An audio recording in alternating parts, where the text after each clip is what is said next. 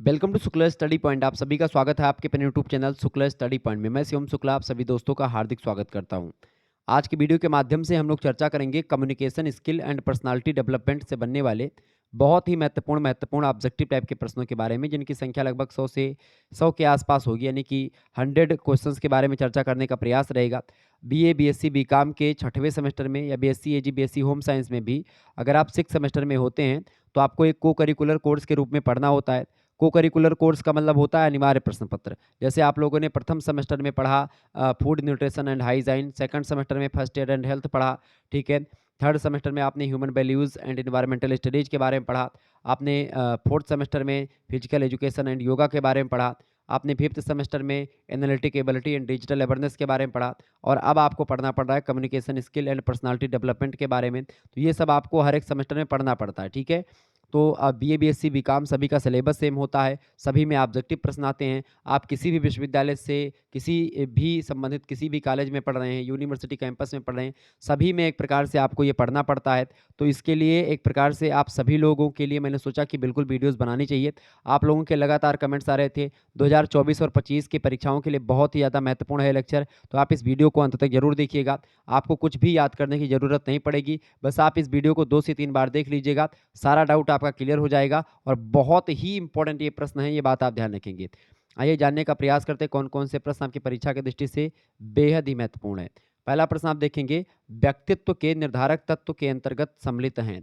व्यक्तित्व के निर्धारक तत्व के अंतर्गत क्या सम्मिलित है, देखिए शारीरिक संरचना और स्वास्थ्य। जो फिजिकल स्ट्रक्चर होता है और जो आपका स्वास्थ्य होता है, जो हेल्थ होता है आपका, ये एक प्रकार से व्यक्तित्व के निर्धारक तत्व में संकलित होता है। स्नायुमंडल भी संकलित होता है और समस्थितिकी भी संकलित होती है, यानी कि ये तीनों संकलित होता है। उपर्युक्त सभी करेक्ट आंसर हो जाएगा। घ ऑप्शन यानी कि डी ऑप्शन इसका बिल्कुल करेक्ट आंसर होगा। चलें, अगला प्रश्न आपकी स्क्रीन पर आ चुका है। शारीरिक संरचना का प्रभाव व्यक्ति के किन गुणों पर पड़ता है? शारीरिक संरचना का प्रभाव व्यक्ति के, देखिए, आत्मविश्वास पर भी पड़ता है, समायोजन क्षमता पर भी पड़ता है और व्यवहार कुशलता पर भी शारीरिक संरचना का, फिजिकल स्ट्रक्चर का प्रभाव व्यक्ति पर पड़ता है। अगर आप दुबले पतले ज़्यादा होंगे तो आत्मविश्वास की थोड़ी सी कमी होती है, ठीक है। आप एक प्रकार से समायोजन करने की क्षमता, एक प्रकार से उस पर भी शारीरिक संरचना का प्रभाव पड़ता है। व्यवहार कुशलता पर भी पड़ता है, यानी कि इन सभी गुणों पर पड़ता है शारीरिक संरचना का प्रभाव। ऑप्शन नंबर डी लगा देंगे ऊपर तो सभी 100% प्रश्न आएगा ये। आगे देखेंगे, अगला प्रश्न है, निम्नलिखित में से मनुष्य के किस गुण को स्नायुमंडल नियंत्रित नहीं करता है? देखिए, स्नायुमंडल जो होता है ये आत्मविश्वास को नियंत्रित करता है, मानवीयता को भी नियंत्रित करता है, कर्तव्य निष्ठा को भी नियंत्रित करता है स्नायुमंडल, ठीक है। जबकि शारीरिक संरचना को स्नायुमंडल जो होता है वो नियंत्रित नहीं करता है। तो इसका ऑप्शन नंबर घ करेक्ट आंसर हो जाएगा इसका, ठीक है। घ ऑप्शन इज राइट आंसर। आगे बढ़ते हैं और भी चीज़ों को जानने का प्रयास करते हैं, तो घ ऑप्शन इसका करेक्ट आंसर होगा। आगे देखेंगे, निम्नांकित में समस्थितिकी के अंतर्गत सम्मिलित हैं। समस्थितिकी के अंतर्गत क्या क्या संकलित हैं, फटाफट से आप बताने का प्रयास करेंगे। इसका करेक्ट आंसर क्या हो जाएगा भाई? इसका करेक्ट आंसर क्या हो जाएगा? देखिए, रक्तदाब, तापमान, ऑक्सीजन या मस्तिष्क। तो समस्थितिकी के अंतर्गत आपका क्या संकलित है? मस्तिष्क संकलित है। ऑप्शन नंबर इसका घ करेक्ट आंसर हो जाएगा।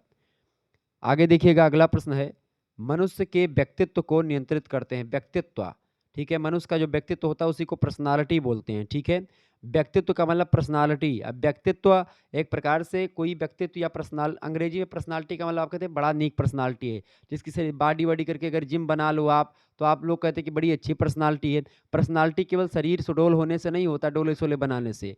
आपकी पर्सनालिटी जो होती है, आपका जो व्यक्तित्व होता है, प्रखर तब माना जाता है जब आप सांस्कृतिक, सामाजिक, व्यवहारिक, मनोवैज्ञानिक, सामाजिक, सांस्कृतिक तमाम प्रकार के पहलुओं पर खरे उतरें, तमाम प्रकार के ज्ञान आपके पास हो, एक प्रकार इमोशनल डेवलपमेंट आप प्रचुर मात्रा में आपके अंदर हो। आपका आईक्यू लेवल जो होता है, आईक्यू लेवल का मतलब समझते हैं ना?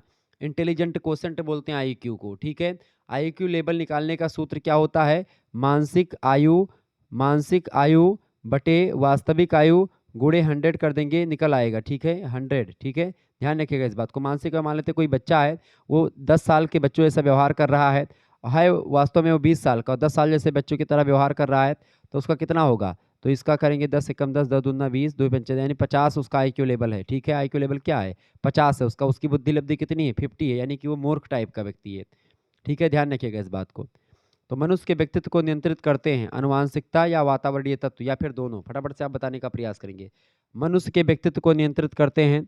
मनुष्य के व्यक्तित्व को नियंत्रित करते हैं कौन? अनुवांशिकता और वातावरणीय तत्व, दोनों एक प्रकार से मनुष्य के व्यक्तित्व को नियंत्रित करते हैं, कंट्रोल करते हैं। का एंड खा दोनों करेक्ट आंसर हो जाएगा। गा ऑप्शन इसका बिल्कुल राइट आंसर है। आगे देखेंगे अगला प्रश्न। किसी व्यक्ति के व्यक्तित्व की यथार्थ समझ के लिए सो उद्देश्य यानी उद्देश्य के साथ औपचारिक प्रयास, औपचारिक प्रयास का मतलब होता है कानूनी तौर पर, एक व्यवस्थित क्रम में, सुव्यवस्थित सुसंगठित टाइप का, ठीक है। तो औपचारिक यानी उद्देश्य से पूर्ण औपचारिक प्रयास जो होता है किसी व्यक्ति के व्यक्तित्व की यथार्थ समझ के लिए जो होता है वो क्या कहलाता है? यानी कि किसी भी व्यक्ति के व्यक्तित्व की यथार्थ समझ के लिए सो उद्देश्य पूर्ण औपचारिक प्रयास क्या कहलाता है? व्यक्तित्व मूल्यांकन, व्यक्तित्व परीक्षण या व्यक्तित्व विकास या व्यक्तित्व प्रभाव? इसका करेक्ट आंसर क्या हो जाएगा बताएं? बहुत ही महत्वपूर्ण प्रश्न है। इसका करेक्ट आंसर हो जाएगा बिल्कुल, इसका करेक्ट आंसर हो जाएगा व्यक्तित्व मूल्यांकन। किसी व्यक्ति के जो यथार्थ समझ है उसके लिए स्वोद्देश्य औपचारिक प्रयास व्यक्तित्व मूल्यांकन कहलाता है। ऑप्शन नंबर इसका का करेक्ट आंसर हो जाएगा। अगला प्रश्न है निम्नलिखित में से व्यक्तित्व मूल्यांकन तकनीकें हैं, व्यक्तित्व मूल्यांकन की कौन सी तकनीकें हैं? देखिए, मनोमितिक तकनीकें, आत्म प्रतिवेदन माप और व्यवहार परक विश्लेषण, ये तीनों एक प्रकार से व्यक्तित्व मापन की तकनीकें हो सकती हैं। ऑप्शन नंबर बिल्कुल घा करेक्ट आंसर हो जाएगा। ये तीनों जो हैं व्यक्तित्व मूल्यांकन की टेक्निक्स हैं, तकनीकें हैं। ऑप्शन नंबर इसका घा करेक्ट आंसर होगा। आगे देखेंगे अगला प्रश्न आपसे बन सकता है, आलपोर्ट के अनुसार व्यक्तित्व मूल्यांकन की सर्वश्रेष्ठ विधि कौन सी है? बताएं। प्रक्षेपी तकनीकी, आत्म प्रतिवेदन, पूछताछ करना या व्यवहार परख? बताएं। आलपोर्ट एक विद्वान हैं, उन्होंने क्या कहा? आलपोर्ट महोदय के अनुसार व्यक्तित्व मूल्यांकन की सर्वश्रेष्ठ विधि कौन सी है? बताएं। तो इनमें से सर्वश्रेष्ठ विधि जो है उनके अकॉर्डिंग वो कौन सी है? पूछताछ करना। जब आप किसी के बारे में पूछताछ करते हैं तो उसके व्यक्तित्व के बारे में आपको विधिवत जानकारी प्राप्त हो जाती है। तो पूछताछ करना ये एक प्रकार से आलपोर्ट के अनुसार व्यक्तित्व मूल्यांकन की सर्वश्रेष्ठ विधियों में से एक है। तो इसका करेक्ट आंसर क्या हो जाएगा? गा ऑप्शन इसका राइट आंसर हो जाएगा। आगे देखेंगे, समझ में आ रहा होगा प्रश्न। चले अगला क्वेश्चन आपकी स्क्रीन पर आ चुका है, फटाफट से आप लोग देखने का प्रयास करेंगे। प्रश्न है, how to win friends and influence people. पुस्तक है ये, इस पुस्तक को लिखा किसने है? बताएं। फटाफट से आप लोग बताने का प्रयास करेंगे। करेक्ट आंसर इसका क्या हो जाएगा? How to win friends and influence people. इस पुस्तक के लेखक कौन हैं? डेल कार्नेगी या फिर रोजेनविग या फिर आइजैक या इनमें से मतलब या हरमन रोसा? बताएं करेक्ट आंसर क्या हो जाएगा इसका। हरमन रोसा की अगर बात की तो स्याही धब्बा परीक्षण के एक प्रकार से प्रणेता हैं हरमन रोसा, ये बात भी ध्यान रखेंगे। व्यक्तित्व मापन की विधि में से एक है। तो इस पुस्तक को किसने लिखा है भाई? फटाफट से आप लोग बताने का प्रयास करेंगे। इस पुस्तक के लेखक कौन है? बिल्कुल करेक्ट आंसर आप सभी के आ रहे हैं। इसका करेक्ट आंसर क्या हो जाएगा? बहुत बढ़िया तरीके से आप लोग आंसर दे रहे हैं। बिल्कुल इसका डेल कार्नेगी इसका राइट आंसर हो जाएगा। डेल कार्नेगी, ठीक है, का ऑप्शन इसका करेक्ट आंसर होगा। आगे देखेंगे, जैसा आप बनना चाहते हैं वैसा ही दिखने का प्रयास करें, किसका कथन है? बताएं। सिगमंड फ्रायड जो कि मनोविश्लेषणवाद के सिद्धांत के प्रवर्तक हैं, या फिर एडलर या फिर युंग, किम्बल युंग, या इनमें से कोई नहीं। तो जैसा आप बनना चाहते हैं वैसा ही दिखने का प्रयास करें, यह कथन है किसका? सिगमंड फ्रायड का। किसका कथन है भैया? यह कथन है सिगमंड फ्रायड का। ऑप्शन नंबर इसका का करेक्ट आंसर होगा। अगला क्वेश्चन है, आत्म निखार हेतु आवश्यक है। आत्म निखार हेतु क्या आवश्यक है? उत्कृष्ट वेशभूषा बहुत जरूरी होती है। यानी जब आप एक प्रकार से उत्कृष्ट वेशभूषा की बात करते हैं, यानी कि खूब अच्छा कपड़ा वगैरह अगर आप पहनेंगे, ठीक है, तो आत्म निखार आएगा आपका, एक प्रकार से आपके अंदर जो कॉन्फिडेंस होगा आपका वो भी बढ़ेगा। इसके अलावा आत्मविश्वास आपके अंदर डेवलप होगा जब आप अच्छा कपड़ा पहनेंगे, ठीक है। आत्म निखार हेतु आवश्यक है उत्कृष्ट वेशभूषा, आत्मविश्वास, सेल्फ डिफेंस, मतलब कि सेल्फ एक प्रकार से जो विश्वास होता है वो बहुत ज़रूरी होता है, आत्मविश्वास, ठीक है। इसके अलावा मानसिक सतर्कता एवं विकास, ये आत्म निखार हेतु आवश्यक होता है। इसलिए आपका ये तीनों आवश्यक चीज़ें हैं, ऑप्शन नंबर घा लगाएंगे, उपर्युक्त सभी।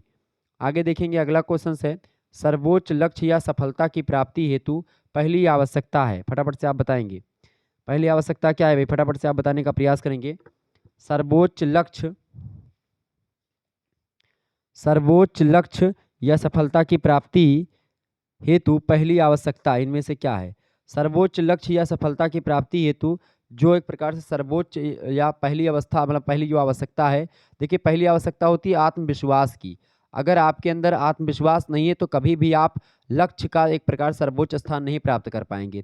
तो पहली आवश्यकता होती है आत्मविश्वासी होना, ठीक है, ये बात ध्यान रखेंगे। उसके बाद में फिर उत्कृष्ट वेशभूषा, उत्तम स्वास्थ्य, मानसिक सतर्कता, ये सब भी एक प्रकार से सफलता के लिए जरूरी होती है, लेकिन पहली आवश्यकता जो है वो आत्मविश्वास का होना बहुत जरूरी है। इसका गा ऑप्शन करेक्ट आंसर होगा। अगला क्वेश्चन आपकी स्क्रीन पर आ चुका है। निम्नांकित में से किन दिशा निर्देशों का अनुसरण कर आत्मविश्वास विकसित किया जा सकता है, बताएं। सॉरी, फटाफट से आप बताने का प्रयास करेंगे। निम्नांकित में से किन दिशा निर्देशों का अनुसरण कर आत्मविश्वास को विकसित कर सकते हैं। भय के अभाव यानी भय की कमी, तो बिल्कुल इसका करेक्ट आंसर जो आपका होगा भय का अभाव भी होगा। प्रबल इच्छा शक्ति यानी कि आपके अंदर इच्छा की शक्ति एक प्रकार से प्रबल है, ठीक ठाक है, तो आप आत्मविश्वास आप विकसित कर पाएंगे अपने अंदर। अगर आपके अंदर डर का माहौल पहले से बना हुआ है, आप डरते हैं, किसी भी भाषण को देने से पहले आप सोचते हैं कि अरे फलाने प्रोफेसर बैठा है कैसे बोलब, या आप सोचते हैं कि अरे वो टीचर हैं, वो इतने बड़े आदमी, उनके सामने कैसे बोलूँगा। तो ये मत सोचिए कि आपके सामने क्या बैठा है, जो आप अपना तैयार किए हों वो बोलिए, वो जानिए कि आप एक क्लास को पढ़ा रहे हो, ऐसे ही ट्रीट करिए। जब आप ऐसे ट्रीट करोगे तभी आप बोल पाओगे, आपके हाथ पैर नहीं कपेंगे, नहीं तो आपको मंच पे खड़े होते ही आपके पैर कपने लगते हैं, हाथ कपने लगते हैं। कब नहीं कपेंगे, जब आप एक प्रकार से चिल करोगे और आसानी सभी को सोचोगे अरे कौन है यार, कोई दिक्कत नहीं, मैं बोल दूंगा, ठीक है। मतलब सेल्फ मतलब कि जो एक प्रकार से जो आत्मविश्वास है वो बहुत जरूरी होता है, ठीक है, ये बात आप ध्यान रखेंगे। तो अगर भय की कमी, अभाव माने कमी, भय माने डर, डर की कमी अगर होगी आपके अंदर तभी एक प्रकार से आप में आत्मविश्वास डेवलप हो पाएगा।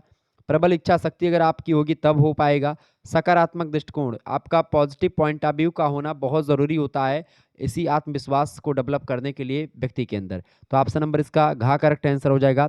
उपर्युक्त सभी चीज़ें बहुत ज़रूरी होती हैं। नेक्स्ट क्वेश्चन चले। अगला प्रश्न, निम्नांकित में से किस गुण से युक्त व्यक्ति संसार को अपने अनुरूप मोड़ने का सामर्थ्य रखता है, बताएं। कौन सा व्यक्ति जो है एक प्रकार से किस गुण से युक्त व्यक्ति व्यक्ति जो होता है वो संसार को अपने अनुरूप मोड़ने का सामर्थ्य रखता है। दृढ़ इच्छा शक्ति वाला व्यक्ति, या सकारात्मक पॉइंट ऑफ व्यू वाला व्यक्ति, या फिर उत्तम स्वास्थ्य वाला व्यक्ति, या मानसिक सतर्कता वाला व्यक्ति। देखिए वैसे तो व्यक्ति एक प्रकार से बहुत सारे लोग अपने अनुरूप मोड़ पाएंगे, लेकिन इन सब में, इन चारों में, चारों एक प्रकार से अपने आप में एक जबरदस्त हैं, लेकिन इन सब में जो सबसे अच्छा है या ऐसा जो गुण है वो है दृढ़ इच्छा शक्ति। दृढ़ इच्छा शक्ति, पक्की इरादा अगर आपकी हो, दृढ़ इच्छा शक्ति आपकी मजबूत हो, तो आप एक प्रकार से व्यक्ति, आप ऐसे मतलब संसार को अपने अनुरूप आप बना पाएंगे। दृढ़ इच्छा शक्ति वाले व्यक्ति जो होते हैं वो संसार को अपने अनुरूप मोड़ने का सामर्थ्य रखते हैं, तो ये बहुत ज़रूरी होता है। इसका का ऑप्शन इसका बिल्कुल करेक्ट आंसर हो जाएगा, ठीक है, का ऑप्शन इसका करेक्ट आंसर है। आगे देखेंगे, अगला प्रश्न आ चुका है आपकी परीक्षा की दृष्टि से बहुत ही महत्वपूर्ण प्रश्न। चलें फटाफट से आप लोग वीडियो को लाइक और शेयर करते रहिएगा, ऐसे ही प्रश्न आपकी परीक्षा में आते रहते हैं। चलिए, प्रश्न है संरचित साक्षात्कार में किस प्रश्नावली का प्रयोग किया जाता है, बताएं। प्रश्नावली को अंग्रेजी में क्वेश्चनर बोलते हैं, साक्षात्कार को इंटरव्यू बोलते हैं, ठीक है। साक्षात्कार में एक प्रकार से आमने सामने बैठ करके किसी व्यक्ति के बारे में बातचीत करी जाती है, किसी वस्तु के बारे में, तमाम प्रकार की जानकारी जो है साक्षात्कार के द्वारा करी जाती है। अब इसका फटाफट से आप बताने का प्रयास करें, करेक्ट आंसर क्या हो जाएगा। इंपॉर्टेंट प्रश्न ये है, इंपॉर्टेंट प्रश्न आपका ये है कि भाई ये बताएं, प्रश्न आपका दिया हुआ है, प्रश्न क्या दिया हुआ है भाई, प्रश्न आपका दिया हुआ है कि संरचित साक्षात्कार में किस प्रश्नावली का प्रयोग किया जाता है। साक्षात्कार अनुसूची का, साक्षात्कार प्रश्नावली का, या प्रेक्षण अनुसूची का, या फिर इनमें से कोई नहीं। तो इसमें साक्षात्कार अनुसूची का, संरचित साक्षात्कार में साक्षात्कार अनुसूची का प्रयोग करते हैं, इसका का ऑप्शन बिल्कुल राइट होगा। आगे देखेंगे अगला प्रश्न, साक्षात्कार प्रविधि का चरण नहीं है इनमें से। साक्षात्कार प्रविधि का चरण कौन सा नहीं है, देखिए साक्षात्कार प्रवृत्ति की अगर चरण की बात की जाए तो इसके चरण में आपका देखें आगमन, ग्रहण और प्रस्थान, ठीक है, ये एक प्रकार से इसके चरण में शामिल होते हैं। जबकि अगर बात करें चर्चा की तो चर्चा इसके चरण में शामिल नहीं होता है। इसका गा ऑप्शन बिल्कुल करेक्ट आंसर हो जाएगा, ठीक है, 19 का मतलब इसका। आगे देखेंगे अगला प्रश्न है, साक्षात्कार प्रारंभ की सबसे लोकप्रिय विधि है। साक्षात्कार प्रारंभ की सबसे लोकप्रिय विधि है व्यक्तिगत जीवन के प्रश्न के लिए, सीधे विषय के प्रश्न के लिए, या राजनीतिक घटनाक्रम के प्रश्न के लिए, या फिर इनमें से कोई नहीं। तो इसका करेक्ट आंसर क्या हो जाएगा? इसका करेक्ट आंसर हो जाएगा साक्षात्कार जो है वो प्रारंभ की सबसे लोकप्रिय विधि है व्यक्तिगत जीवन के प्रश्नों को हल करने के लिए। ठीक है, अगर आपको व्यक्तिगत जीवन के बारे में, किसी भी व्यक्ति के व्यक्तिगत जीवन के बारे में जानकारी ग्रहण करनी तो आप उसका इंटरव्यू ले लें, साक्षात्कार कर लें, आप उसके बारे में जान जाएंगे। ऑप्शन नंबर का करेक्ट आंसर होगा इसका। आगे देखेंगे, अगला प्रश्न है, यदि साक्षात्कार के दौरान अध्यक्ष के पश्चात दो अन्य सदस्य भी प्रश्न करते हैं तो अभ्यर्थी को क्या करना चाहिए? यानी कि जो पैनल बना होता है, एक तो अध्यक्ष होता है, इसके अलावा दूसरा एक प्रकार से दूसरे दो अन्य सदस्य भी हैं, अगर वो आपसे प्रश्न करें, इंटरव्यू में आप बैठे हैं, तो आप क्या करोगे? आपको क्या करना है? ऑप्शन ए दिया है, उसे बीच वाले सदस्य के प्रश्न का उत्तर देना चाहिए, या फिर उसे अंतिम सदस्य के प्रश्न का उत्तर देना चाहिए, या उसे किसी प्रश्न का उत्तर नहीं देना चाहिए, या उसे सर्वप्रथम अध्यक्ष के प्रश्न का उत्तर देने की अनुमति लेनी चाहिए। ठीक है, अब इन चारों ऑप्शन में से क्या होगा? यदि आप इंटरव्यू के पैनल में बैठे हैं, मान लेते हैं, ठीक है, इंटरव्यू के पैनल में आप बैठे हो, ठीक है, और उस दौरान अध्यक्ष के पश्चात दो अन्य सदस्य भी उस पैनल में हैं, वो भी उसी दौरान प्रश्न पूछ लेते हैं, तब ऐसी स्थिति में आपको क्या करना चाहिए? ऐसी स्थिति में आपको करना क्या चाहिए? सबसे सरल तरीका होता है कि आप उसे क्या करें, उस व्यक्ति को, जो व्यक्ति पैनल में बैठा है, उसको सबसे पहले अध्यक्ष के प्रश्न का उत्तर देने की अनुमति लेनी चाहिए अध्यक्ष से, कि क्या सर मैं आपके प्रश्नों के उत्तर को दे सकता हूं? अध्यक्ष जो है उससे पूछ लें, तो उसके प्रश्नों का उत्तर देंगे, फिर बाद में एक एक करके उत्तर दे सकते हैं आप। तो इस तरीके से ये हो जाएगा सही। ठीक है, तो घ ऑप्शन इसका करेक्ट आंसर हो जाएगा।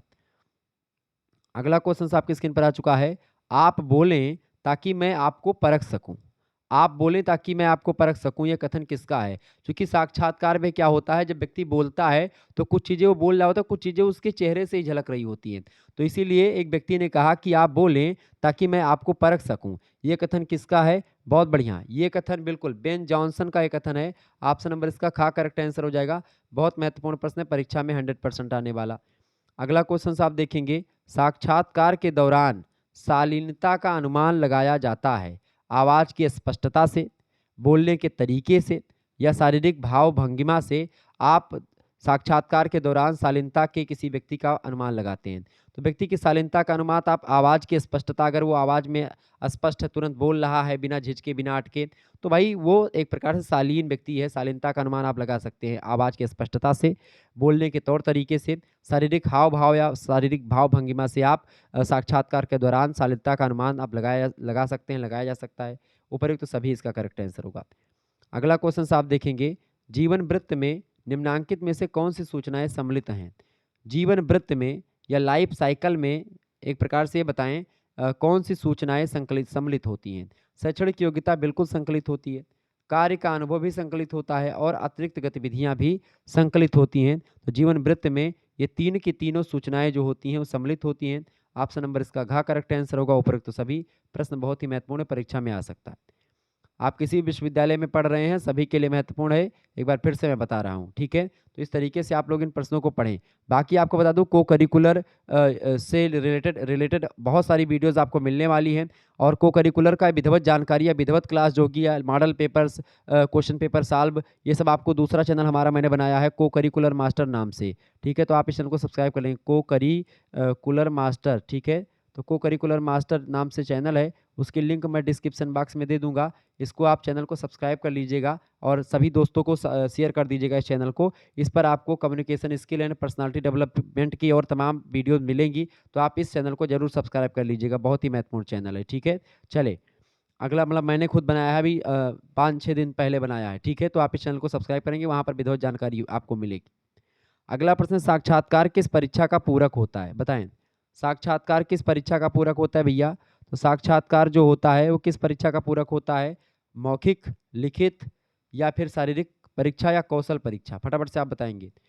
साक्षात्कार किस परीक्षा का एक प्रकार से पूरक होता है? तो ये मौखिक परीक्षा का पूरक होता है, साक्षात्कार या इंटरव्यू। ऑप्शन नंबर इसका खा करेक्ट आंसर होगा। 100% प्रश्न आने वाला, ध्यान रखेंगे। अगला क्वेश्चन आप देखेंगे, इंटरव्यू शब्द की उत्पत्ति किस भाषा से हुई है? बताएं, इंटरव्यू शब्द की उत्पत्ति किस भाषा से हुई है? तो इंटरव्यू शब्द की जो उत्पत्ति हुई है, ये हुई है किसके? इंटरव्यू शब्द की उत्पत्ति जो हुई है किस भाषा के शब्द से हुई है? तो देखें, इंटरव्यू शब्द की उत्पत्ति जो हुई है वो किस भाषा के शब्द से हुई भैया? फटाफट से आप लोग बताने का प्रयास करेंगे। बहुत बढ़िया, फ्रेंच भाषा से हुई है। किससे हुई है? फ्रेंच भाषा से हुई है इंटरव्यू शब्द की उत्पत्ति। ओके, बहुत बढ़िया। आगे देखेंगे, अगला प्रश्न है फ़ोन अथवा वीडियो के माध्यम से होने वाला साक्षात्कार। देखिए, ये जो इंटरव्यू शब्द की उत्पत्ति मैंने बताई फ्रेंच से, ये बहुत ही महत्वपूर्ण प्रश्न है, परीक्षा में पूछा जाता है। आपको पूछा जाएगा कि इंटरव्यू शब्द की उत्पत्ति किस शब्द से हुई है, तो किस शब्द से हुई भैया? वो हुई है इंटरवेलियर शब्द से। इंटरवेलियर का मतलब लिखा हुआ बता दूं, ENTER, इंटर, और इसके बाद में VALR, ठीक है। ये शब्द से, ये फ्रेंच का शब्द है, इसी से बना इंटरव्यू, और इंटरव्यू का हिंदी रूपांतरण है आपका साक्षात्कार, ठीक है। चलें, फोन अथवा वीडियो के माध्यम से होने वाला साक्षात्कार क्या कहलाता है? टेलीफोन इंटरव्यू, साक्षात्कार, या ऑनलाइन इंटरव्यू, या इनमें से कोई नहीं? फोन अथवा ऑडियो के माध्यम से होने वाला साक्षात्कार, फोन अथवा वीडियो के माध्यम से होने वाले साक्षात्कार को ऑनलाइन इंटरव्यू के नाम से जानते हैं, ठीक है। ऑनलाइन इंटरव्यू, ऑप्शन नंबर इसका गा करेक्ट आंसर होगा। अगला प्रश्न है, साक्षात्कार में निम्नांकित में से किनके मध्य संवाद होता है, किनके बीच में बातचीत होती है, बताएं।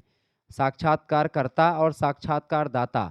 साक्षात्कारकर्ता का मतलब होता है जिस जो इंटरव्यू ले रहा है, जो प्रश्न पूछ रहा होगा वो साक्षात्कारकर्ता होगा, जो प्रश्नों का जवाब दे रहा होगा वो साक्षात्कारदाता होगा, साक्षात्कार देने वाला। इंटरव्यू देने वाला इसको बोलते हैं, इंटरव्यू लेने वाला ये होता है, ठीक है। तो इंटरव्यू जो लेने वाला होगा वो प्रश्न पूछेगा, इंटरव्यू जो देने वाला होगा वो प्रश्न के जवाब देगा। यानी कि दोनों एक प्रकार से दोनों के बीच में संवाद होता है। साक्षात्कारकर्ता और साक्षात्कारदाता दोनों के बीच में क्या होता है? संवाद होता है। का एंड खा दोनों करेक्ट आंसर होगी, गा ऑप्शन इसका, बहुत महत्वपूर्ण प्रश्न है। इंटरव्यू शब्द की उत्पत्ति किस शब्द से हुई है? मैंने बताया था इंटरवेलियर शब्द से हुई है। किससे हुई है भैया? इसका इंटरवेलियर शब्द से, यानी कि इंटर VALR, बिल्कुल यही आपका करेक्ट आंसर हो जाएगा। क्लियर? तो इंटरव्यू शब्द की उत्पत्ति फ्रेंच शब्द के इस शब्द से हुई है। अगला प्रश्न है, समूह साक्षात्कार को कहा जाता है? पैनल इंटरव्यू, समूह साक्षात्कार, बोर्ड इंटरव्यू, या समूह चर्चा? फटाफट से आप बताएंगे। समूह साक्षात्कार को क्या कहते हैं? समूह साक्षात्कार की अगर बात की जाए तो इसको क्या बोलेंगे? फटाफट से आप बताएंगे। इसका करेक्ट आंसर क्या हो जाएगा? समूह साक्षात्कार को क्या कहा जाएगा? तो देखिए, इसको बोलेंगे बोर्ड इंटरव्यू। क्या बोलेंगे? बोर्ड इंटरव्यू बोलेंगे। ऑप्शन नंबर इसका गा करेक्ट आंसर होगा। आगे देखेंगे, अगला प्रश्न है, निम्नांकित में से असंरचित साक्षात्कार का उदाहरण है? असंरचित साक्षात्कार क्या उदाहरण इनमें से कौन सा है? पैनल साक्षात्कार, समूह साक्षात्कार, या व्यवहारवादी साक्षात्कार, या फिर इनमें से कोई नहीं? तो इनमें से अगर बात की जाए असंरचित साक्षात्कार के उदाहरण की, तो असंरचित साक्षात्कार के उदाहरण में आपका क्या शामिल है? समूह साक्षात्कार शामिल है। खा ऑप्शन इसका करेक्ट आंसर होगा। अगला प्रश्न है, रुडयार्ड किपलिंग महोदय ने साक्षात्कार के विषय में क्या कहा था? उन्होंने क्या कहा था? अनैतिक, बहुत खराब, या अनैतिक और आक्रामक अपराध? बताएं। रुडयार्ड किपलिंग ने साक्षात्कार के विषय में क्या कहा? उन्होंने कहा था कि अनैतिक तथा आक्रामक अपराध है। ऑप्शन नंबर इसका गा करेक्ट आंसर होगा। आगे देखेंगे, अगला प्रश्न आपकी स्क्रीन पर आ चुका है, फटाफट से आप लोग देखने का प्रयास करेंगे, इंपॉर्टेंट प्रश्न है। ओके, चलें, परीक्षा की दृष्टि से बहुत ही महत्वपूर्ण प्रश्न आ चुका है। उत्पादकता बढ़ाने में सामूहिक व्यवहार का अत्यधिक प्रभाव पड़ता है, इस धारणा को किस सन में लागू किया गया? बहुत बढ़िया प्रश्न, बताएं। उत्पादकता बढ़ाने में सामूहिक व्यवहार का अत्यधिक प्रभाव पड़ता है, इस धारणा को किस सन में लागू किया गया? फटाफट से आप लोग बताने का प्रयास करेंगे। 1918 A option, 1919 B option, 1920 C option, और 1925 डी ऑप्शन, यानी कि घा। अब करेक्ट आंसर इसका क्या हो जाएगा? आप सभी लोग बताने का प्रयास करेंगे, सभी लोग बताएंगे, चूंकि इंपॉर्टेंट प्रश्न है और ऐसे प्रश्न आपकी परीक्षा में आने वाले हैं आपकी बार, ठीक है। चलें, फटाफट से आप बताने का प्रयास करेंगे, करेक्ट आंसर क्या हो जाएगा इसका, बताइएगा। करेक्ट आंसर क्या हो जाएगा? बहुत बढ़िया, बिल्कुल बहुत बढ़िया, 1920 इज राइट आंसर। उत्पादकता बढ़ाने में सामूहिक व्यवहार का अत्यधिक प्रभाव पड़ता है, इस धारणा को किस सन में लागू किया गया? 1920 में ये लागू किया गया है। ओके, ये बात आप ध्यान रखेंगे। आगे बढ़ा जाए, 1920 इज राइट आंसर। अगला प्रश्न है, किस चिंतक ने सामूहिक व्यवहार की महत्ता को रेखांकित किया है? महात्मा गांधी, स्वामी विवेकानंद, या फिर यम ईसा, या स्वामी दयानंद सरस्वती? करेक्ट आंसर क्या हो जाएगा? बिल्कुल यम ईसा, करेक्ट आंसर हो जाएगा सी ऑप्शन, यानी गा ऑप्शन। इन्होंने चिंतक के सामूहिक व्यवहार की महत्ता को मतलब कि इन्होंने सामूहिक व्यवहार की महत्ता को रेखांकित किया, यम ईसा ने। अगला प्रश्न है, आत्म जागरूकता का क्या मतलब होता है? बताएं। आत्म जागरूकता का क्या अर्थ है? फटाफट से आप लोग बताने का प्रयास करेंगे। तो आत्म जागरूकता का अर्थ क्या होता है? आत्म जागरूकता का अर्थ होता है स्वयं के प्रति जागरूक रखना या रहना। ऑप्शन नंबर इसका का करेक्ट आंसर हो जाएगा। अगला है प्रश्न, बुरा जो देखन मैं चला, बुरा ना मिलिया कोई। कबीर का यह पद किस बात पर बल देता है? बुरा जो देखन मैं चला, बुरा ना मिलिया कोई, और जब जी मतलब अपने जी में देखा तो मुझसे बुरा ना कोई, ऐसे दोहा है। कबीर का यह पद जो है किस बात पर बल देता है? आत्म जागरूकता पर, या राष्ट्र के प्रति समर्पण, या वसुधैव कुटुंबकम, या क्षेत्रवाद। तो बुरा जो देखन मैं चला, बुरा ना मिलिया कोई, और कबीर का जो ये पद है ये आत्म जागरूकता से रिलेटेड है, उस पर बल देता है। इंपॉर्टेंट प्रश्न परीक्षा में आ सकता है। आगे देखेंगे, अगला प्रश्न है, आत्म जागरूकता क्यों महत्वपूर्ण है? बताएं।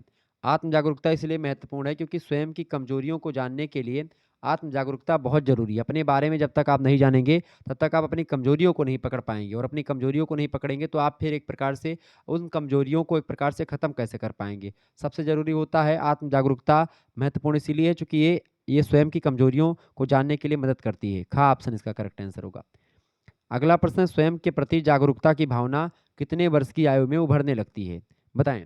तो स्वयं के प्रति जागरूकता की जो एक प्रकार से भावना है वो लगभग 1 वर्ष से ही एक प्रकार से 1 वर्ष की आयु में ही उभरने लगती है। तो इसका करेक्ट आंसर क्या हो जाएगा? का ऑप्शन इसका करेक्ट आंसर हो जाएगा। आगे बढ़ते हैं और भी चीज़ों को जानने का प्रयास करते हैं। फटाफट से एक बार वीडियो को लाइक और शेयर कर दीजिएगा। चलें, अगला क्वेश्चन आपकी स्क्रीन पर आ चुका है, फटाफट से आप लोग देखने का प्रयास करेंगे। चलें, प्रश्न है, भरे भुवन में करत हैं नैनन ही सौ बात। ये बिहारी लाल का एक दोहा है। ठीक है, बिहारी लाल ने, जब उनके एक राजा थे बिहारी लाल के, मतलब जिनके दरबार में रहते थे, तो वो राजा जो थे एक प्रकार से बहुत ज़्यादा, वो एक प्रकार से मतलब बिहारी लाल, हालांकि वो दूसरा था। यहाँ पर भरे भुवन में बिहारी का पूरा दोहा है, कहत नटत रीझत खिजत मिलत खिलत लज्जियात, और भरे भुवन में करत हैं नैनन ही सौ बात। यानी कि नैनन ही सौ बात यानी कि क्या होता है? इसके अगले नैनन ही सौ बात। भरे भुवन में पूरा का पूरा कमरा एक प्रकार सभी सगे संबंधी बैठे, नायक नायिका बैठे हैं और आंखों के माध्यम से ही बातें कर रहे हैं। ठीक है, कह आंखों से कहते हैं, नटते हैं उसी में आंखों के माध्यम से, फिर कोई रीझ जाता है, कोई आंखों के माध्यम से मना ले, मतलब उसी में एक नायक नायिका का एक प्रकार से आपस में चल रहा है। देखते हैं, बात करते हैं आंखों के माध्यम से, कई प्रकार के 100 से अधिक बातें कर लेते हैं भरे भुवन में। तो आंखों की भाषा की बात हो रही है यहाँ पर। ठीक है, इसका ए ऑप्शन करेक्ट आंसर हो जाएगा। प्रश्न, निचले ऊँट के चबाने से क्या तात्पर्य होता है?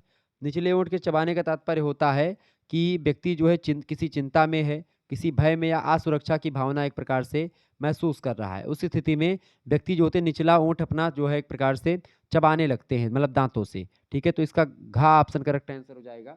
आगे बढ़ते हैं और भी चीज़ों को जानने का प्रयास करते हैं। चलें, प्रश्न है, मुंह से हाथों को ढकना किस बात की ओर संकेत करता है? मुंह से हाथों को से ढक नहीं लेते बहुत सारे लोग। शांत रहने का प्रयास करना, या किसी से जो है अनावश्यक उलझना, किसी की सहायता करना, या पलायन करना। फटाफट से आप बताइए, मुंह से हाथों को ढकना किस बात की ओर संकेत करता है? तो मुंह से हाथों को ढकना जो है ये शांत रहने का प्रयास करता है कि चुप रहो। ठीक है, मुंह से हाथों को ढकना किस बात की ओर? शांत रहने का एक प्रकार से प्रयास करना। ठीक है, शांत रहने का प्रयास करना करेक्ट आंसर हो जाएगा इसका, बिल्कुल का ऑप्शन इज राइट आंसर। आगे बढ़िए, अगला प्रश्न है, जब कोई व्यक्ति अपने मुंह को ऊपर की ओर थोड़ा खुला रखता है तो इसका तात्पर्य क्या होता है? ऊपर की ओर थोड़ा खुला रखता है, इसका मतलब क्या होता है? निराशावादी प्रवृत्ति दिखाता है, या पलायन का सूचक है, या आशा और प्रसन्नता का सूचक है, या नकारात्मक सोच की ओर इंडिकेट करता है? करेक्ट आंसर इसका क्या हो जाएगा? फटाफट से आप लोग बताने का प्रयास करेंगे। यानी कि जब कोई व्यक्ति अपने मुंह को ऊपर की ओर थोड़ा खुला रखता है तो ऐसी स्थिति जो होती है ये आशा और प्रसन्नता की सूचक है। ऑप्शन नंबर इसका गा करेक्ट आंसर हो जाएगा। ठीक है, आगे बढ़ते हैं और भी चीज़ों को जानने का प्रयास करते हैं। बहुत बढ़िया प्रश्न। बताएं, जब कोई व्यक्ति अपने मुंह को नीचे की ओर थोड़ा खुला रखता है तो इसका अर्थ क्या होता है? मुंह ऊपर की ओर खुला हुआ है, इसका मतलब क्या है? मुंह ऊपर की ओर खुला हुआ है, इसका मतलब होता है कि आशा और प्रसन्नता का सूचक है। जब कोई व्यक्ति अपना मुंह नीचे की ओर किया होता है और थोड़ा सा खुला रहता है तो इसका मतलब क्या होता है? इसका मतलब क्या होता है? इसका मतलब होता है दुख या निराशा का सूचक है ये। ठीक है, यानी ऊपर खुला मुंह प्रसन्नता का सूचक है, और नीचे खुला मुंह जो एक प्रकार से ये किसका है? ये एक प्रकार से निराशा का सूचक है, दुख और निराशा का। गा ऑप्शन करेक्ट आंसर होगा। ये सब प्रश्न 100% वाले हैं, परीक्षा में पूछे जाने वाले, रट डालिएगा इन प्रश्नों को। वैसे आपको जान ही गए होंगे, 1-2 बार देखेंगे, याद करने की कोई आवश्यकता आपको नहीं पड़ेगी। ठीक है, चलिए अगला प्रश्न आ चुका है, देखेंगे सभी लोग। प्रश्न है, मुस्कुराना किस बात का प्रतीक है? बताएं, मुस्कुराना किस बात का प्रतीक है भैया? फटाफट से आप बताएंगे, मुस्कुराना किस बात का प्रतीक है? बताइएगा, सभी लोग बताने का प्रयास करेंगे। मुस्कुराना उदारता और खुश मिजाज का प्रतीक है, नकारात्मक सोच का प्रतीक तो हो ही नहीं सकता, असफलता की ओर बढ़ने का प्रतीक तो नहीं होगा, क्योंकि असफलता की ओर बढ़ेंगे तो आप दुखी होंगे, खुशी थोड़ी होंगे। चिढ़ाने का प्रतीक भी नहीं है हंसना। हंसना एक प्रकार से उदारता और खुश मिजाज का एक प्रकार से प्रतीक माना जाता है। ऑप्शन नंबर इसका का करेक्ट आंसर होगा। आगे देखिएगा, अगला प्रश्न है, दूसरों से बात करते समय नेत्रों के संपर्क को क्या माना जाता है? जो आई कांटेक्ट होता है जब आप बातचीत करते तो आप आँखों से आँखें मिला के कह दो, मतलब कि एक गाना है ना कि आँखों से आँखें मिला के चुरा लूँ तेरे ख्वाब में। अब बताओ, आँखों से आँखें मिलाने पर आदमी के सपने चुराने की बात यहाँ पर बॉलीवुड के सॉन्ग में बताई जा रही है। तो ये एक प्रकार से ज़ाहिर-सी बात है कि भई जब आप आँखों से आँखों को मिलाते हैं तो बहुत सारी बातें बिना कहे हो जाती हैं, और वो जो बातें कही जाती हैं वो ख्वाब ही टाइप के होते हैं। मतलब आप जो बातें एक प्रकार से हमको नहीं बताना चाहते हैं, तो वो इसे आप पुरानी मूवीज़ में देखेंगे तो हीरो हीरोइन से क्या कहता है कि तुम हमारी आँखों में आँखें डालकर बोलो कि तुम मुझसे कितना प्यार करती हो या करते हो, ठीक है? अब कह दो, तुम हमारे सर पर कसम रख के कह दो कि तुमने ये किया है कि नहीं किया, तो ऐसे तमाम प्रकार के। तो ये सब बॉडी लैंग्वेज होती हैं, ठीक है? तो आई कॉन्टैक्ट बहुत ज़रूरी होता है। प्रश्न है कि दूसरों से बात करते समय नेत्रों के संपर्क को क्या माना जाता है? तो उसको क्या माना जाता है भैया? अच्छा शिष्टाचार का प्रतीक, या उदासी का प्रतीक, निराशा का प्रतीक, या असफलता का प्रतीक? फटाफट से आप बताने का प्रयास करेंगे। इसका करेक्ट आंसर क्या हो जाएगा? बिल्कुल, बहुत बढ़िया। ये होता है शिष्टाचार, अच्छा शिष्टाचार का प्रतीक होता है। दूसरों से बात करते समय नेत्रों के संपर्क को बनाए रखना। इससे क्या होता है कि आप जो बातें एक दूसरे से कर रहे हैं वो समझ में आ रही है कि नहीं, इसका भी पता चलता है। अगला प्रश्न, मास्क का प्रयोग किसकी ओर संकेत करता है? भविष्यकाल, अकाल, भूतकाल, या कोरोना काल? तो मास्क का नाम सुनते ही एक ही चीज आपको ध्यान आती होगी, कोरोना काल। करेक्ट आंसर हो जाएगा गा ऑप्शन। अगला प्रश्न, सोशल डिस्टेंसिंग का क्या अर्थ है? फटाफट से आप बताएंगे। सोशल डिस्टेंसिंग का क्या अर्थ होता है? सामाजिक दूरी, सामाजिक निर्भरता, नजदीकी, या एकता? एकता तो नहीं होता, नजदीकी भी नहीं, सामाजिक निर्भरता भी नहीं। सोशल डिस्टेंसिंग का मतलब होता है सामाजिक दूरी। सोशल डिस्टेंसिंग की बात किसमें की गई? कोरोना काल में की गई, ठीक है? इसका का ऑप्शन करेक्ट आंसर हो जाएगा, बिल्कुल का ऑप्शन इसका राइट आंसर हो जाएगा। आगे देखते हैं, अगला क्वेश्चन आपकी स्क्रीन पर आ चुका है, फटाफट से आप देखने का प्रयास करेंगे। बहुत ही जबरदस्त प्रश्न है। कोविड-19 के दौर में देह भाषा का आकलन करने के लिए शरीर के किस अंग पर सर्वाधिक ध्यान दिया जाना चाहिए? बताएं। फटाफट से आप बताने का प्रयास करेंगे। बिल्कुल, आँखों पर। क्योंकि आँखें ही दिखती थी, मास्क लगाए रहता था तो मुँह तो दिखता नहीं था कि क्या बोल रहा है। नाक भी नहीं दिखती, तो मुँह के माध्यम से अगर कोई व्यक्ति बोल रहा है तो उसकी आप होठों को पढ़ते हैं, लिप्स को पढ़ कर के पता लगा सकते हैं, ठीक है? लेकिन कोविड-19 के दौरान देह भाषा का आकलन करने के लिए आपको आई कॉन्टैक्ट बहुत ज़रूरी है, आँखों से देखना, ठीक है? मतलब आँखों में देखना। इसका ग ऑप्शन करेक्ट आंसर होगा। अगला प्रश्न है, आभासी बैठकों के लोकप्रिय होने का दौर किस काल को माना जाता है? तो आभासी मतलब होता है जो ऑनलाइन बैठकें होने लगी। ऑनलाइन बैठकों की अगर बात करें तो ऑनलाइन बैठकों जो है ये सब कोरोना काल से ही एक प्रकार से प्रभावी हुई हैं। कब से? कोरोना काल से प्रभावी हुई हैं। ऑप्शन नंबर इसका का करेक्ट आंसर होगा। अगला प्रश्न, सोशल मीडिया से क्या तात्पर्य है? सोशल मीडिया से क्या तात्पर्य है भाई? सोशल मीडिया से क्या तात्पर्य है? फटाफट से आप लोग बताने का प्रयास करेंगे। सोशल मीडिया से क्या तात्पर्य है? सोशल मीडिया से क्या तात्पर्य है? सोशल मीडिया जो होता है ये आपका किसका सूचक है? सोशल मीडिया, सोशल मीडिया जो है आपका ये सामाजिक माध्यम है एक, ठीक है? सामाजिक माध्यम। ऑप्शन नंबर इसका खा करेक्ट आंसर होगा। आगे देखिए, बहुत ही बढ़िया प्रश्न आ चुका है। एक बार वीडियो को लाइक और शेयर कर दीजिएगा सभी दोस्तों के पास इस वीडियो को। चलें समझने का प्रयास करते हैं। बताएं, प्रश्न आपकी स्क्रीन पर आ चुका है। प्रश्न भैया, कम्युनिकेशन शब्द की उत्पत्ति किस भाषा से हुई है? बताएं। कम्युनिकेशन शब्द की उत्पत्ति किस भाषा से हुई है? फटाफट से आप बताने का प्रयास करेंगे। तो कम्युनिकेशन शब्द की उत्पत्ति जो हुई है ये लैटिन भाषा से हुई है। किससे हुई है? लैटिन भाषा से हुई कम्युनिकेशन शब्द की उत्पत्ति। ऑप्शन नंबर इसका का करेक्ट आंसर होगा। अगला प्रश्न है, कम्युनिकेशन शब्द की उत्पत्ति किस शब्द से हुई है? तो लैटिन भाषा से तो हुई है, लेकिन लैटिन भाषा के किस शब्द से हुई है? लैटिन भाषा के कम्युनिस्ट शब्द से हुई है, ठीक है? किससे हुई? कम्युनिस्ट शब्द से। ऑप्शन नंबर इसका खा करेक्ट आंसर होगा। नेक्स्ट प्रश्न आपसे बन सकता है, किस विद्वान ने संचार की तुलना चिकने पदार्थ से की है? बताएं। किस विद्वान ने संचार की तुलना चिकने पदार्थ से की है? फटाफट से आप बताने का प्रयास करेंगे। तो किस विद्वान ने किस विद्वान ने संचार की तुलना चिकने पदार्थ से की है? फटाफट से आप बताएंगे भैया। तो किसने करी है? बिल्कुल, टेरी महोदय ने करी है। ऑप्शन नंबर इसका गा करेक्ट आंसर होगा। परीक्षा में प्रश्न आने वाला है। अगला प्रश्न, प्रभावी संचार निम्नलिखित में से किसके विकास में सहायक है? बताएं। व्यक्ति के, समाज के, या विश्व के? तो बिल्कुल सभी के विकास के लिए बहुत जरूरी होता है प्रभावी संचार। इफेक्टिव कम्युनिकेशन बहुत ज़रूरी होता है समाज के विकास में भी, व्यक्ति के विकास में भी, और विश्व के विकास में भी। ओके, नेक्स्ट क्वेश्चन, संचार एक मस्तिष्क का दूसरे मस्तिष्क पर प्रभाव है। संचार की यह परिभाषा किस विद्वान ने दी है? बिल्बर महोदय ने, जॉर्ज लेरी ने, सेनन ने या फिर लिरिल महोदय ने? बताएं, फटाफट से आप बताने का प्रयास करेंगे। संचार एक मस्तिष्क का दूसरे मस्तिष्क पर प्रभाव है। संचार की यह परिभाषा किस विद्वान ने दी है? संचार की इस परिभाषा को किसने दिया है? फटाफट से आप बताने का प्रयास करेंगे। इस परिभाषा को दिया है सेनन महोदय ने। ऑप्शन नंबर इसका गा करेक्ट आंसर होगा। इंपॉर्टेंट प्रश्न। अगला प्रश्न, संचार को या संचार दो या दो से अधिक व्यक्तियों के तथ्यों यानी कि फैक्ट्स, विचारों तथा भावनाओं इमोशंस का पारस्परिक आदान प्रदान है। संचार की यह परिभाषा किस विद्वान ने दी? इस परिभाषा को किसने दिया है? इस परिभाषा को न्यूमैन एंड समर ने दिया है। ऑप्शन नंबर इसका खा करेक्ट आंसर होगा। बहुत ही इंपॉर्टेंट प्रश्न। और अगला क्वेश्चन आपकी स्क्रीन पर आ चुका है। प्रश्न है, निम्नांकित में से संचार की विशेषताएं हैं। देखिए, संचार की विशेषताओं की अगर बात की जाए, देखें, संचार हेतु न्यूनतम दो व्यक्तियों की होना बहुत जरूरी, चूंकि एक व्यक्ति बात करेगा, दूसरा व्यक्ति बात को सुनेगा। संचार की एक प्रकार से ये आवश्यकता होती है। संचार हेतु न्यूनतम दो व्यक्तियों की होने की आवश्यकता है, बिल्कुल है। संचार एक दो तरफा प्रक्रिया है, बिल्कुल है।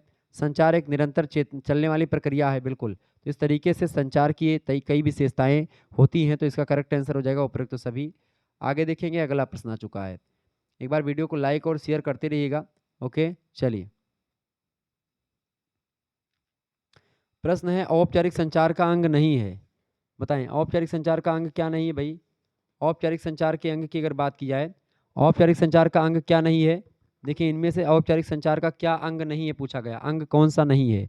सीधा संचार, लंबवत संचार, तिर्यक संचार या चौड़ा संचार, मतलब संचार।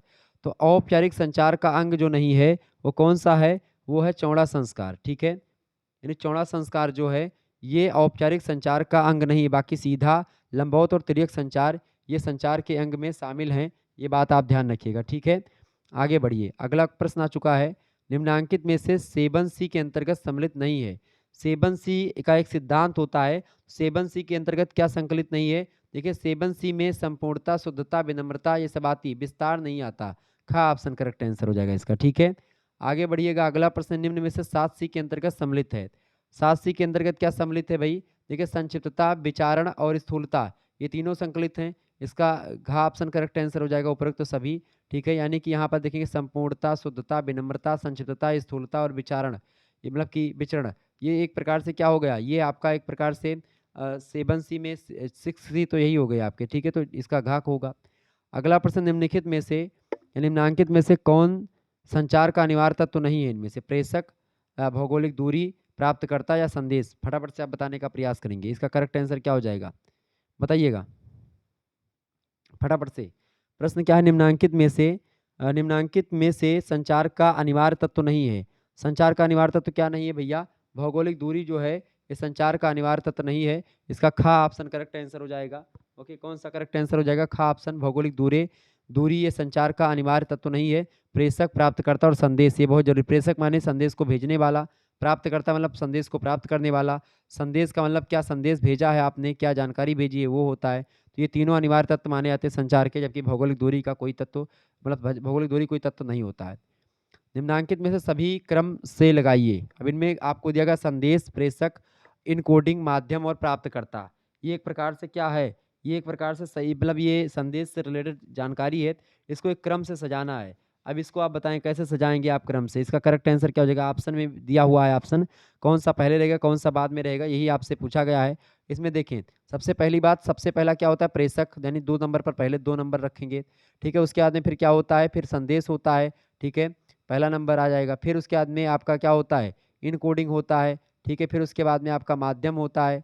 फिर उसके बाद में ठीक है आपका क्या होता है? प्राप्तकर्ता होता है। क्लियर, ध्यान रखिएगा। यानी कि यहाँ पर देखेंगे, यहाँ पर सेकंड वाला करेक्ट, यहाँ पर 5 कर लेंगे। ठीक है, करेक्ट आंसर हो जाएगा इसका का। ठीक है, आगे अगला प्रश्न आपकी स्क्रीन पर आ चुका है, निम्नांकित में से किसके बिना संचार भी पूर्ण नहीं माना जा सकता? बताएं, किसके बिना संचार पूर्ण नहीं माना जा सकता इनमें से?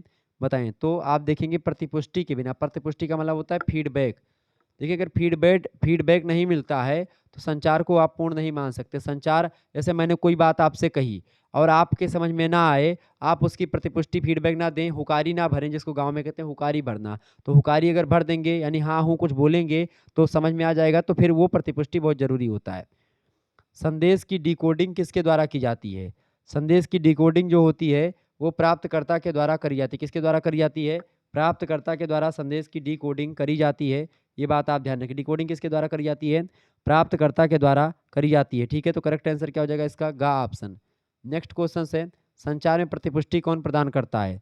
प्रतिपुष्टि कौन प्रदान करता है भैया? जो प्राप्तकर्ता होता है वो प्रतिपुष्टि यानी फीडबैक वही देता है जो संदेश को प्राप्त करता है। ठीक है, संदेश कैसा रहा इस बात के बारे में वही बताता है। क्लियर, ये बात आप ध्यान रखेंगे। आगे देखेंगे, चलें।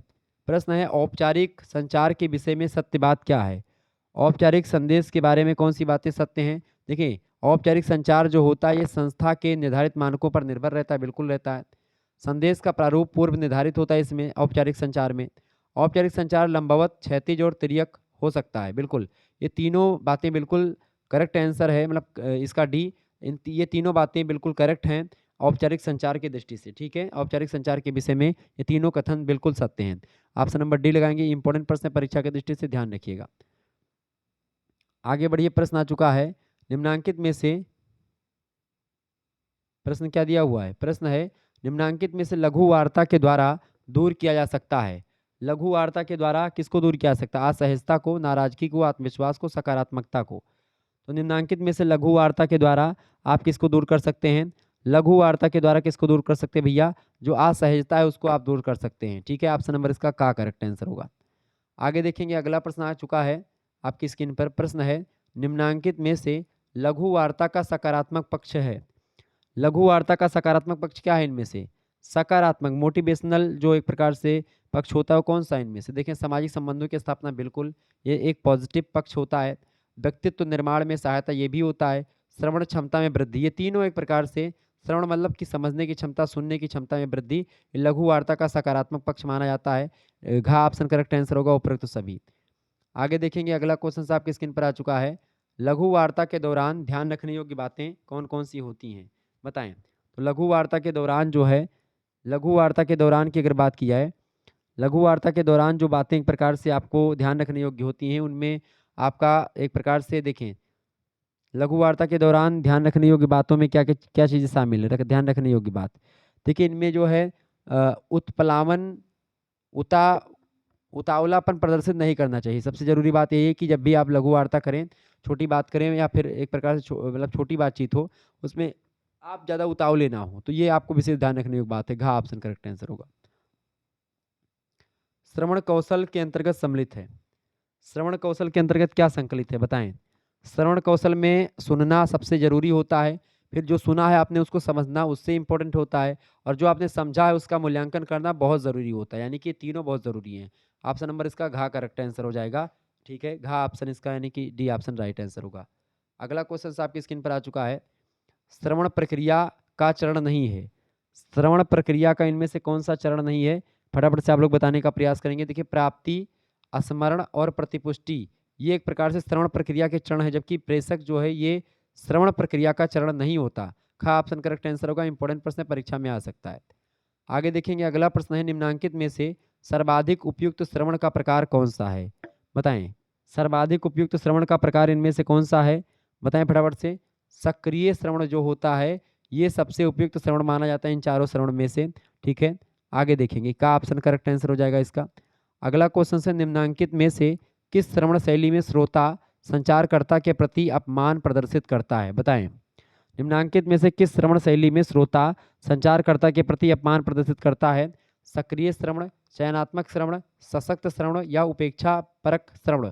फटाफट से आप बताएंगे। तो इसमें से जो है किस श्रवण शैली में श्रोता संचारकर्ता के प्रति अपमान प्रदर्शित करता है? तो उपेक्षा परक श्रवण जो होता है उसके द्वारा करता है। घा ऑप्शन इसका राइट आंसर हो जाएगा। ये बहुत ही महत्वपूर्ण प्रश्न थे जिसके बारे में आपने समझा, जाना और परखा। ये बहुत सारे प्रश्न थे जिसके बारे में मैंने आपको बताया। इसके अलावा आपको बता दूं, को करिकुलर मास्टर यूट्यूब चैनल अगर आप जाएंगे तो आपको ये वीडियो भी मिल जाएगी। ठीक है, जिसमें आप communication skill and personality development के बहुत सारे क्वेश्चंस यहाँ पर भी पाएंगे, तो आप इस वीडियो को भी देख लीजिएगा। बाकी और वीडियो जो है आपको इसी चैनल पर को करिकुलर मास्टर पर मिलेंगी, जिसकी लिंक मैंने कमेंट सेक्शन में पिन कर दी है, जो चैट सेक्शन है उसमें भी पिन कर दी है। इसके अलावा जो है डिस्क्रिप्शन बॉक्स में भी आपको उस चैनल की लिंक मिल जाएगी, उस चैनल को आप सब्सक्राइब कर लीजिएगा। अभी भी चैनल बनाया है ओके, तो आप उसको सब्सक्राइब कर लीजिएगा, शेयर कर दीजिएगा सभी दोस्तों के साथ उस चैनल को, ठीक है। धन्यवाद, मिलते हैं फिर नेक्स्ट वीडियो में, तब तक के लिए जय हिंद, जय भारत। आप सभी का बहुत-बहुत धन्यवाद। और बाकी और भी वीडियोज़ इस चैनल मतलब इस चैनल पर और उस चैनल पर दोनों पर मिलती रहेंगी, तो आप च उस चैनल को सब्सक्राइब कर लीजिए, क्योंकि वहाँ पर बहुत वीडियो आपको मिलेंगी, ठीक है। धन्यवाद। ओके। तो आप लोगों ने बहुत सारे प्रश्नों को समझ लिया आज की वीडियो के माध्यम से। इन सभी प्रश्नों को आप तैयार कर लीजिएगा। वीडियो को 2 से 3 बार आप ज़रूर देख लीजिएगा, ओके? और communication skill and personality development की अगर बात की जाए, तो ये एक प्रकार से आपको को-करिकुलर कोर्स के रूप में शामिल एक प्रकार से इस सब्जेक्ट को किया गया है। बीए, बीएससी, बीकॉम के सभी विश्वविद्यालयों में ये सिलेबस आपका शामिल है। 6वें सेमेस्टर में यानी 6th सेमेस्टर में बीए, बीएससी, बीकॉम, बीएससी, जीबीएससी, होम साइंस के आपको communication skill and personality development पढ़ना होता है, यानी कि संचार कौशल और व्यक्तित्व विकास के बारे में पढ़ना होता है, ठीक है? और बाकी मैं यूनिट वाइज़ वीडियोज़ भी आपको दे दूँगा, मॉडल पेपर्स, तो उसको लेकर के आप परेशान बिल्कुल भी मत होइएगा, क्लियर? तो अब शुक्ला स्टडी पॉइंट और एक प्रकार से को-करिकुलर मास्टर और बीए क्रैकर, ये सब चैनल आप मतलब तीनों चैनल हमारे ही हैं। तीनों चैनल पर विधिवत तैयारी आपकी हो रही है। आप किसी भी विश्वविद्यालय से हैं, सभी विश्वविद्यालय के मॉडल पेपर आपको शुक्ला स्टडी पॉइंट पर और हमारे अन्य चैनल पर मिलते रहते हैं, ठीक है? तो आप बिल्कुल परेशान ना हों, क्लियर? धन्यवाद, मिलते हैं नेक्स्ट वीडियो में। Good night all of you. ऐसे ही प्रश्नों के साथ मैं नेक्स्ट वीडियो में आपको मिलूँगा। धन्यवाद।